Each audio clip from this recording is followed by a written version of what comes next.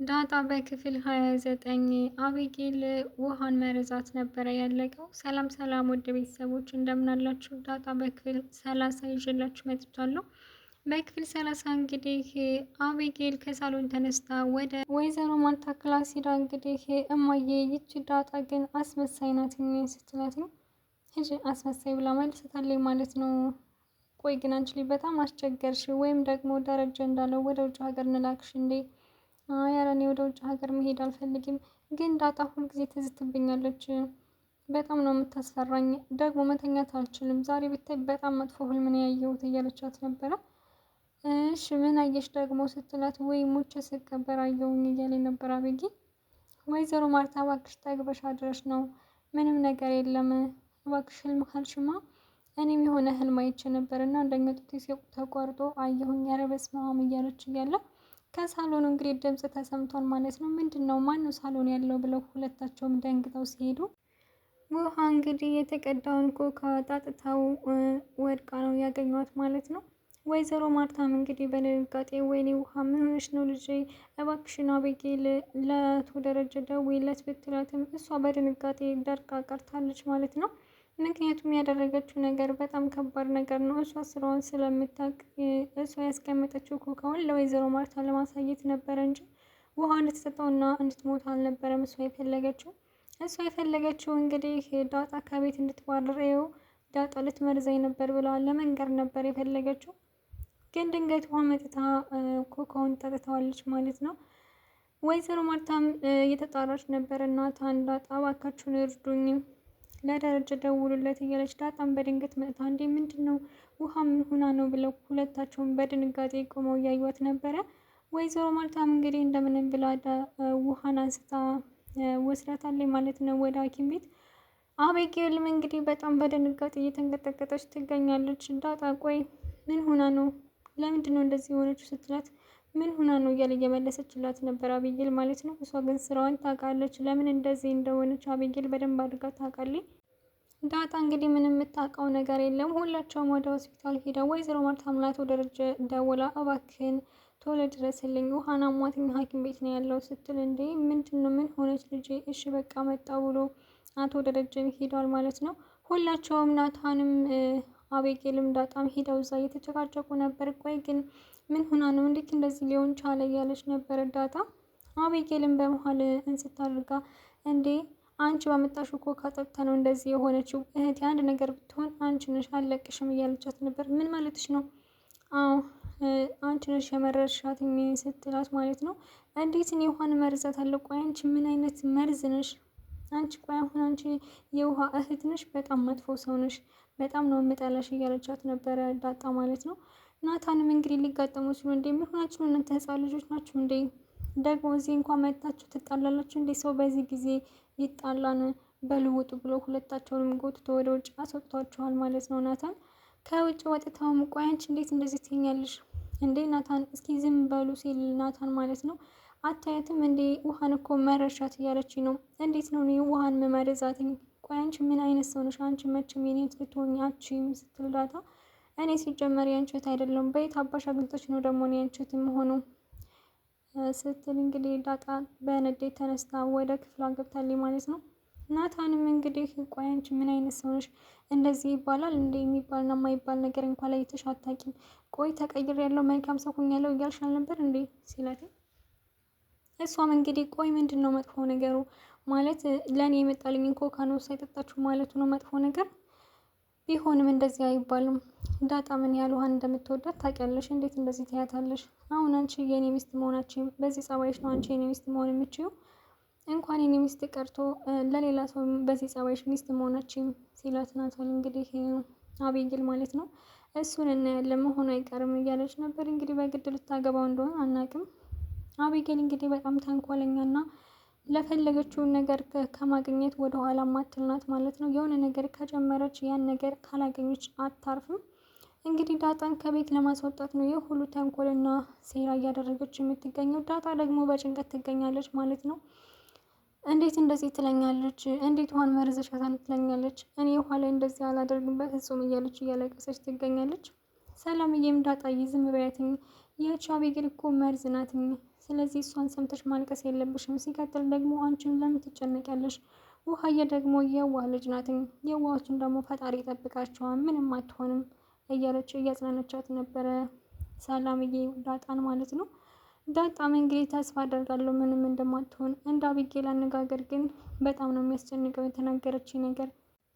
እንግዲህ ሰላምዬም ለወይዘሮ ማርታ በደጋጋሚ እየደወለችላት ነበር። ቆይ ለምንድን ነው እንደዚህ የምትደውይው ሰላም?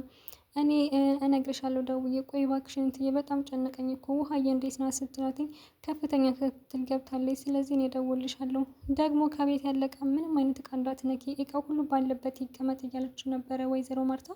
ሰላምዬም ለምን እትዬ ስትላትኝ ስልኩን ዘግታው ሄዳለች ማለት ነው። ወይዘሮ ማርታ እንግዲህ ማን ነው እንደዚህ ኮካ ያመጣው? አቤጌል እንግዲህ ከቤት ውስጥ ኮካ እያለ እንዴት ኮካ መጣች እያለ ወይዘሮ ሰላምም ጥርጣሬ ገብቷታል ማለት ነው። እንዴት አመጣች? ከቤት ካለ እኮ እንዴት ዳጣን ኮካ አምጪ ብላ ላከቻት እያለች ነበረ። ናታንም እንደዛው ቆይ ዳጣ ይሄ ነገር እንዴት ሊሆን ቻለ?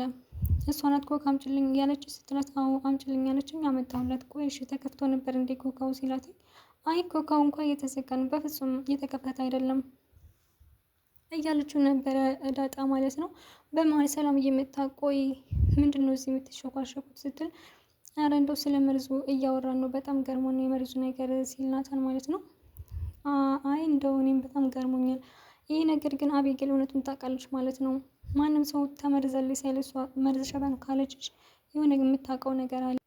ሰላምዬም እንግዲህ ዞሮ አንቺ አትጨነቂ፣ ግን ይሄ ነገር የአቤጌል ተንኮል ይመስለኛል ብላታለች።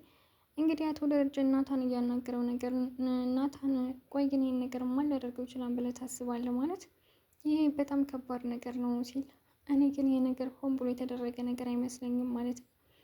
አቤጌልም ሆነች ዳጣ ይህን ነገር ሊያደርጉት አይችሉም፣ ግን ለጨዋታ ብሎ ያደረጉትኝ አቤጌል ትመስለኛለች። አቤጌል ደግሞ ዳጣ ነው ኮካ ግዢልኝ ብላት አታውቅም። ይሄ በጣም አዲስ ነገር ነው እና ዳጣን ከቤት ለማባረር ብላ ይህን ተንኮል የሰራች ይመስለኛል አቤጌል። በድንገት እንግዲህ ኮካው ደግሞ ተቀድቶ ነው የተገኘው፣ ከዛ ነው ውሃ የጠጣችው ተብሏል። እና ደግሞ ይህ ነገር በድንገት ነው የተፈጠረው እንጂ ሆን ብሎ የተደረገ ነገር አይደለም ብሎ ናታን ለአቶ ደረጀ እየነገረው ነበረ። እኔ ዳጣን በደንብ ነው የማውቃት፣ ዳጣ እንደዚህ ነገር የምታደርግ ልጅ አይደለችም ብሏል ናታን።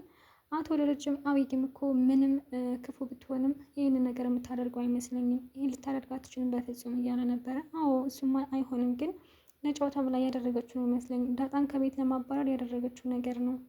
አቶ ደረጀም እንግዲህ እስኪ አንተም ህያቸው እኔም ልጆቹን አዋራቸዋለሁ ብሎ ናታንም እሺ ብሎ ተስማምቷል ማለት ነው። ወይዘሮ ማርታ እንግዲህ ውሃዬ አሁን ኮካውን የት አግኝተሽ ነው የጠጣሽው ስትላትኝ እዚሁ ነው ያገኘሁት እማዬ፣ ብታይ እኮ ደግሞ በጣም ነው የሚጣፍጠው ስትል እንዴ የኔ ውድ አማረሽ እንዴ ልግዛልሽ እንዴ ስትላት አረ በፍጹም ከእንግዲህ በኋላማ ኮካ አልጠጣም፣ ልሞት ነበር እኮ ብታይ እዛ ከሐኪም ቤቱ ዶክተሮቹ ራሱ 2 ሆኖ ነው ሲታዩኝ የነበረው፣ መብራት ደግሞ በጣም ብዙ ነው ይታየኝ ነበረ እያለች ነበረ። ምጥን ደግሞ እንዴ ሞተሽ ነበር እንዴ እያለቻት ነበረ እና ወይዘሮ ማርታም እየሳቀችባት ነበረ።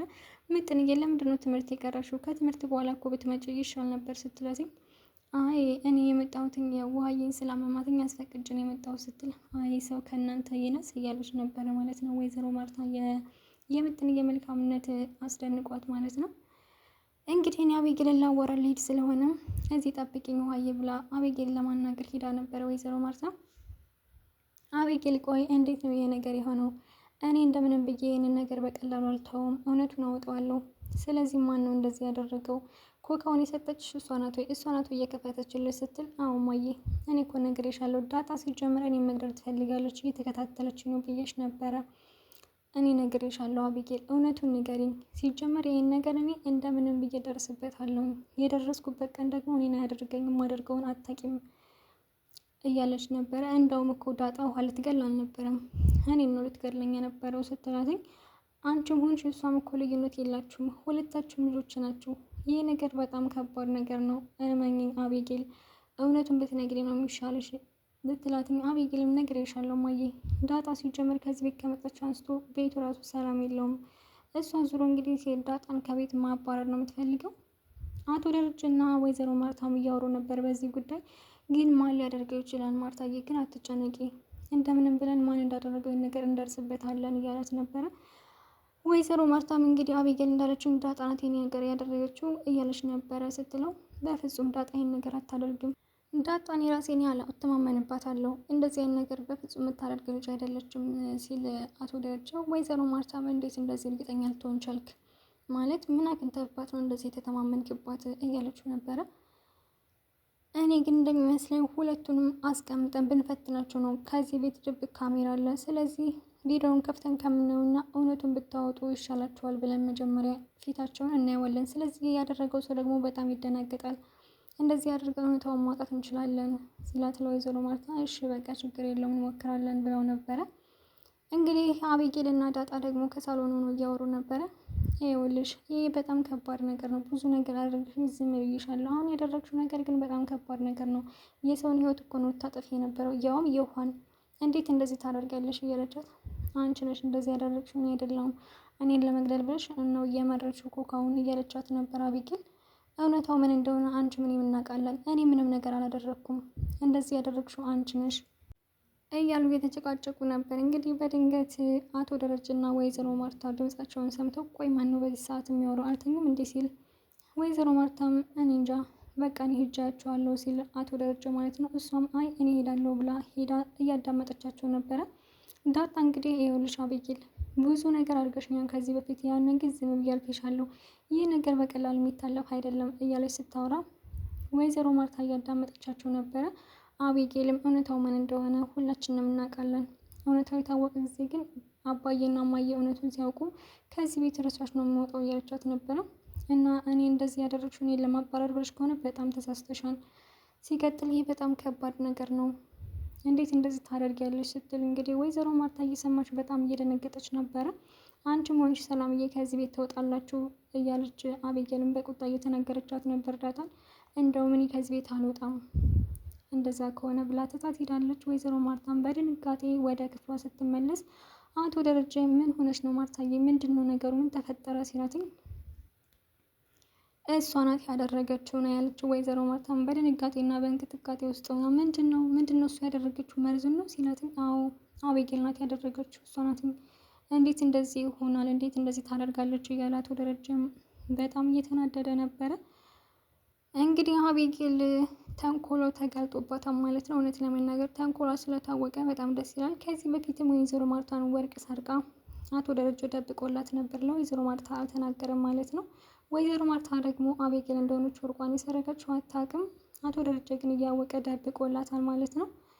እንግዲህ ዳጣ እውነቱ ስለተነገረ በጣም ደስ ይላል። ምክንያቱም ዳጣ ከዚህ ቤት መባረሯ ነበረ። ግን አቶ ደረጀ እውነቱን ይናገር ነበር ከዚህ ቤት ትባረር ስትል ወይዘሮ ማርታ። ምክንያቱም ዳጣ የአቶ ደረጀ ልጅ ናት። አቶ ደረጀ እንግዲህ ዳጣ ብዙ ነገር ታውቃለች ያለው አቤጌልና ውሃ እህቶቿ እንደሆኑ ስለምታውቅ ይህንን ነገር በእነሱ ላይ አታደርግም ብሎ ያምናል። አቤጌል ደግሞ ዳጣ እህቷ እንደሆኑ ስለማታውቅ ይህ ሁሉ ጥላቻ አለባት። ሲቀጥል ዳጣ ሁሉም ሰው ይወዳታል፣ ናታንም ይወዳታል፣ እኔን ማንም አይወደኝም የሚል የበታችነት ስሜት ስለሚሰማት ነው እንግዲህ በዳጣ ላይ ይሄን ሁሉ ቅናት የምታወርደው ማለት ነው።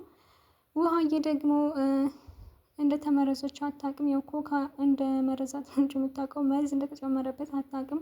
ከእንግዲህ በኋላ ኮካ የሚባል አልጠጣም እያለች ነበረ። ውዶችዬ በክፍል 29 እንግዲህ ይሄንን ይመስላል። በክፍል 30 እስከምንገናኝ ድረስ ቸር ሰንብቱ።